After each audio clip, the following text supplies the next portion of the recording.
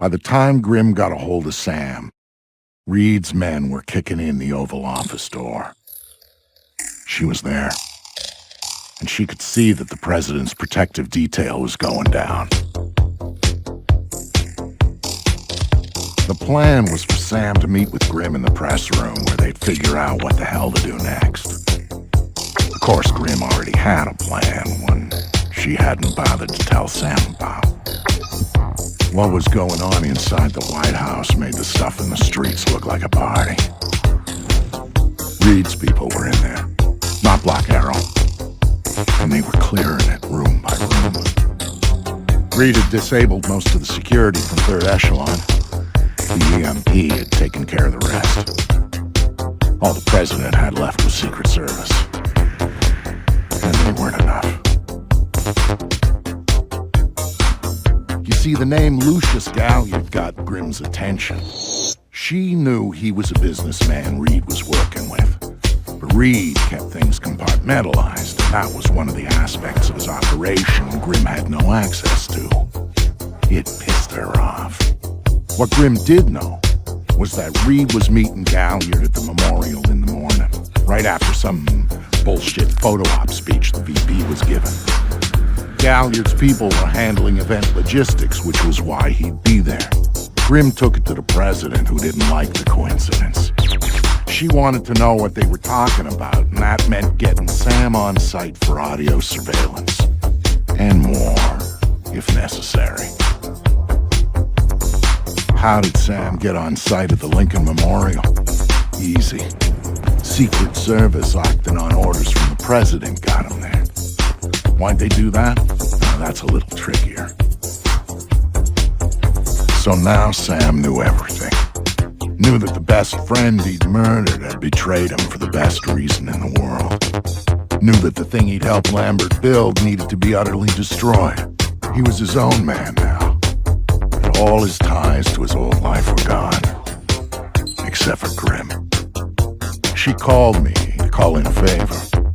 It was too late to go for the other EMPs, but she did want me to go get Sarah. Sam deserved that much at least. Meanwhile, she'd be at the White House doing whatever the hell she thought she could do there. So, I said yes. No way I was going to leave Sarah down there for when the shit hit the fan. And I wasn't going to abandon her father. Not even when he just waded in and started beating answers out of people. Then again, that was pure Sam. Pure Sam when he got mad. It shows you how much Sam changed that he would even think about going after third echelon. He'd been a company man, loyal to the bone. And now, here he was, ready to rip the guts out of the beast.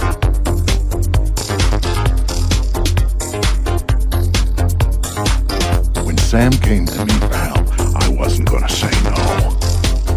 He'd always been more the lone wolf type, and he needed a little reminder on the value of sticking your neck out. After the fun and games at the monument, Sam headed to White Box. The goons who bought the place had already gotten what they wanted out of it and were moving it off-site. But he didn't care what they were taking out. He wanted to get in. Not that a double-walled EMP containment structure has a lot of back doors. He just needed one. But that shouldn't have surprised him. Some things, and some people, just don't change. It was a bad day to work at the White House. Black Arrow's outer perimeter was there to prevent accidental witnesses. Then there was the inner cordon around the White House to make sure nobody bothered Reed while he did his dirty work.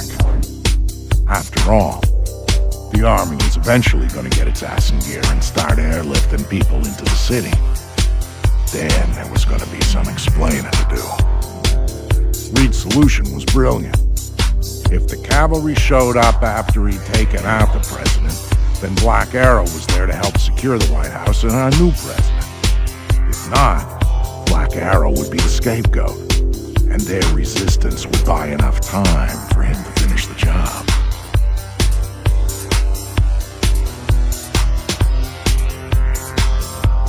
Sam was in, trying to make his way through the White House while the people he'd trained tried to kill him.